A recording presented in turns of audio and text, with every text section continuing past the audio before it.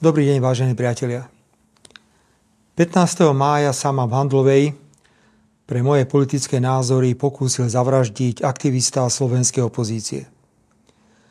Skvelý zdravotnícky tím v Rooseveltovej nemocnici v Banskej Bystrici zabránil najhoršiemu. Teraz sa už rovnako kvalitne ambulantne o mňa stará nemocnica svätého Michala v Bratislave. Ak všetko pôjde optimálne, postupne by som sa do práce mohol vrátiť na prelome júna a júla. Je na čase, aby som urobil prvý krok a tým je odpustenie. Necítim žiadnu nenávisť voči neznámemu človeku, ktorý ma dostrielal. Nebudem voči nemu vyvíjať žiadne aktívne právne kroky ani žiadať náhradu škody. Odpúšťam mu a nech si to, čo učinil a prečo tak učinil, vysporiada on sám vo svojej hlave. Nakoniec je evidentné, že bol len poslom zla a politické nenávisti, ktorú politicky neúspešná a sfrustrovaná opozícia rozvinula na Slovensku do nezvládnutelných rozmerov. Treba očakávať, že protivládne médiá, politické mimovládne organizácie financované zahraničím a opozícia začnú pokus o moju vraždu bagatelizovať.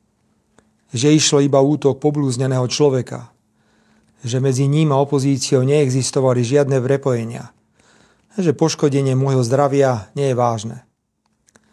Vždy som si chránil svoje súkromie, preto aj teraz sa obmedzím len na konštatovanie, že útok mi spôsobil vážne poškodenie zdravia.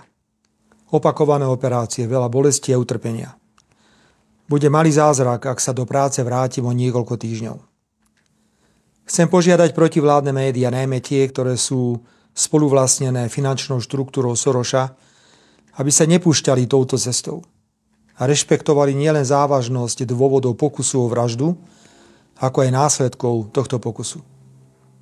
A opäť ich vyzývam, aby urobili už známy test Robertom Ficom. Ako by sa správali, keby sa niečo obdobné stalo jednému z lídrov slovenskej opozície a útočníkom by bola osoba s prepojeniami na Smer, slovenskú sociálnu demokraciu.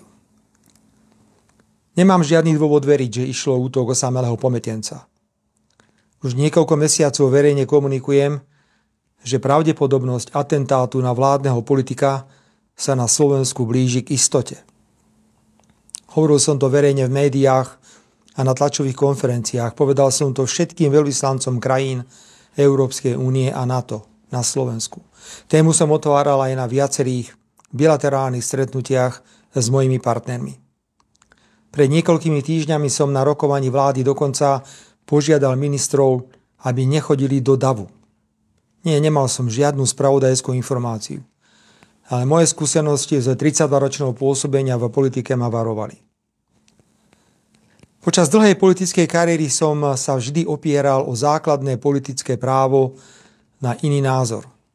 A principiálne nesúhlasím s politikou jediného správneho názoru, ktorú dnes tvrdo presadzujú niektoré veľké západné demokracie. Odmietam zasahovanie do vnútorných záležitostí iných krajín, či násilný vývoz demokracie do krajín, ktoré sa rozhodli ísť vlastnou cestou.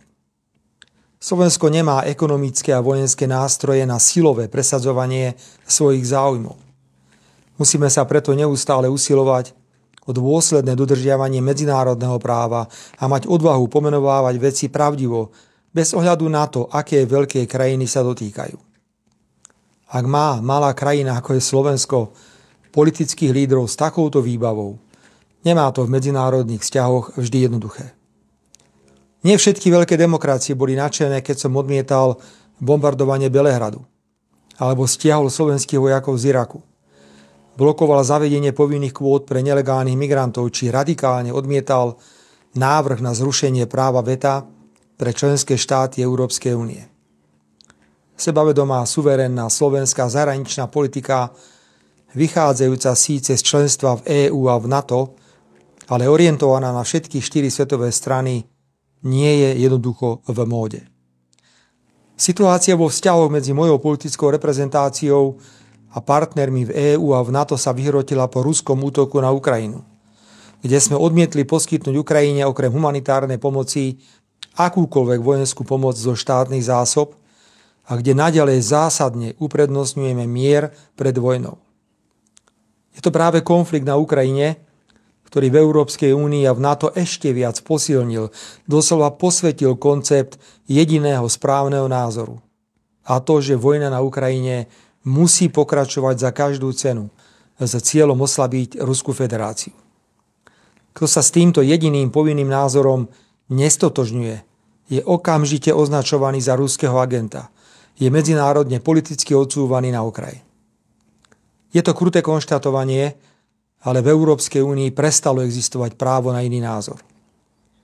Po vyhratých parlamentných voľbách v septembri 2023, keď sa Smeru slovenskej sociálnej demokracii podarilo zostaviť štvrtú vládu, začalo dochádzať k absurditám.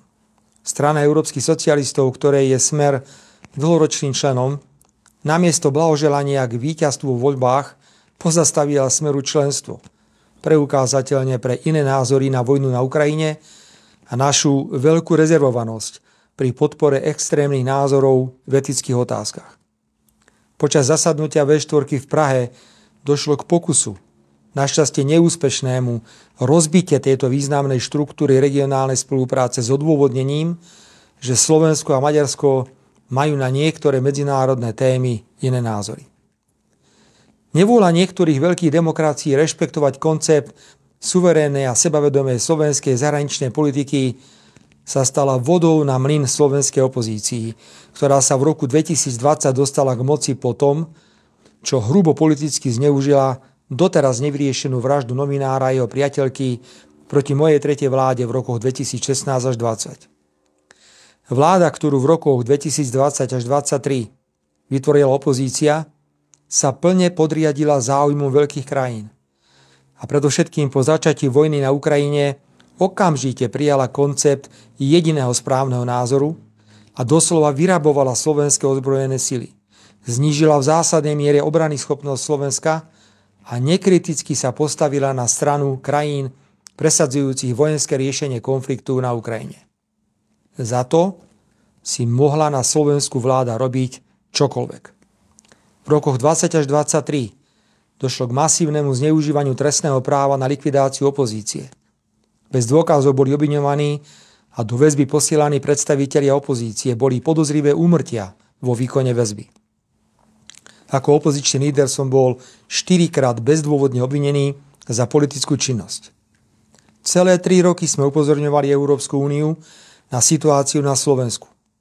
Nepadlo však ani jedno jediné slovo kritiky na adresu kvality právneho štátu na Slovensku a na vyčíňanie vlády pri zneužívaní trestného práva na likvidáciu opozície.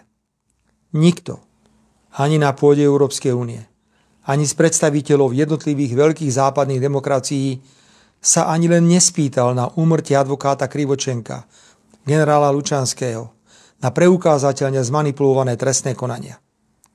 Pre veľké demokracie bolo podstatne viac ako právny štát dôležité mať na Slovensku k dispozícii politické sily, ktoré boli a sú pripravené urobiť čokoľvek pre cudzie záujmy, aj keď je to v príkrom rozpore so slovenskými národnoštátnymi prioritami.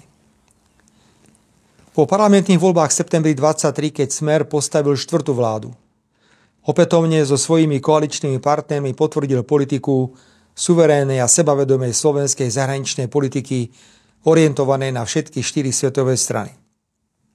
Súčasná opozícia, povzbudená ochrannou rukou veľkých demokracií v rokoch 20 až 23, pokračovala v útokoch a obviňovaniach vlády. Vedela a vie, že presadzovanie práva na iný názor a sebavedomej a suverénnej slovenskej zahraničnej politiky nemá oporu v medzinárodných organizáciách, ktorých je Slovensko členom. A súčasne dávala a dáva jasne najavo, že je zástancom jediného povinného názoru. Je za vojnu na Ukrajine, je za zrušenie práva veta, považuje Rusko a Čínu za smrteľných nepriateľov. Od volieb v septembri 23 stúpajúcej a dobre živenej opozičnej agresivite preto opäť nikto nenastavoval zrkadlo ani médiá, ani mimovládne organizácie, ani hlava štátu, ani Brusel či NATO.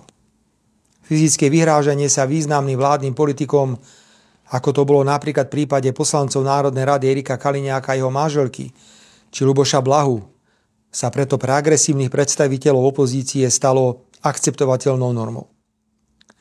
Nenávisť a agresivita súčasnej opozície, krytá a tolerovaná mienkotvornými médiami, mimovládnymi organizáciami financovanými zahraničím a žiaľ bez akejkoľvek reakcie medzinárodných organizácií vyvrcholila po úspešných prezidentských voľbách koaličného kandidáta Petra Pellegriniho na jar tohto roku. Bratislavská kaviareň agresívne, často aj fyzicky, útočí na vládnych predstaviteľov. Opozícia vysiela na oslavy štátnych sviatkov platených provokatérov, ktorí hrubo urážajú ústavných činiteľov. Herci potom, čo politicky vystúpia na opozičných mítingoch, útočia na vládnych predstaviteľov počas divadelných predstavení alebo sú hrubo zneužívané priame prenosy RTVS. Opozícia neprejavuje žiadny rešpekt k výsledkom demokratických parlamentných volieb, k autoritám. A treba dodať aj to, že vláda Smeru nepristúpila po parlamentných voľbách v septembri v roku 2023 k žiadnemu očakávanému revanšu za vyčíňanie opozície v rokoch 2020 až 2023, keď bola vo vláde. Vážení priatelia, 15. mája v Handlovej to teda nebol útok nejakého pometenca. Opozícia zneužíva to, ako veľké demokracie presadzujú jediný povinný názor v zásadných zahranično-politických otázkach a odmietajú suverénne postoje malých krajín. Vo vnútroštátnej slovenskej politike sa to prejavuje tak, že akékoľvek násilné a nenávisné excesy proti legitímnej vládnej moci sa na medzinárodnej úrovni tolerujú bez akéhokoľvek komentára. Opozícia nebola schopná posúdiť, pretože ju k tomu nikto nenútil, kam svojou agresívnou a nenávisnou politikou dostala časť spoločnosti. A bola iba otázka času, kedy dôjde k tragédii. A dnes som už konštatoval, že po tom, čo sa mi stalo 15. mája, kedy som v Handlovej nešiel do davu, ale k malej skupine priateľsky mávajúcich ľudí, by som mal byť plný zlosti, nenávisti a pomstychtivosti. Odpor proti politikovi, s ktorým nesúhlasíte, sa nerieši tak, že ho zastrelíte. Naopak, rád by som vyjadril presvedčenie, že všetka tá bolesť, ktorou som prešiel a prechádzam, poslúži niečomu dobrému. Ľudia mohli na vlastné oči vidieť, aká hrôza môže nastať, ak niekto nie je schopný demokraticky súťažiť a rešpektovať iný názor. Ani ja nie som žiadny politický anjel, viem byť veľmi tvrdý. Ani vlády, ktoré vediem, neboli a nie sú dokonalé, určite by sa mnohé veci dali robiť inak. A práve ponuka robiť veci inak a lepšie, mať iné názory, musí byť elementárnym základom akejkoľvek zmysluplnej demokratickej súťaže. Ponukou nemôže byť oponenta bezdôvodne zatvoriť alebo zákrene zabiť. Nad týmto sa opozícia bude musieť zamyslieť. Ak zotrvá na svojom súčasnom nastavení, hrôza z 15. mája, ktorú ste všetci mali možnosť vidieť prakticky v priamom prenose, bude pokračovať a budú ďalšie obete. Nepochybujem o tom ani sekundu. Vážení priatelia, na záver poďakujem ešte raz lekárom a zdravotníckemu personálu v Banskej Bystrici. Boli skvelí. Nemôžem zabudnúť ani na zdravotníkov v Handlovej a leteckú záchrannú službu. Vďaka patrí aj vám za všetky prejavy podpory. O rozsahu tejto podpory sa dozvedám až teraz a bola a je neuveriteľná. Veľmi si to vážim. Verím, že sa spoločnosť upokojí a že sa čoskoro zmysluplne a pokojne stretneme. Všetko dobré a držme si palce.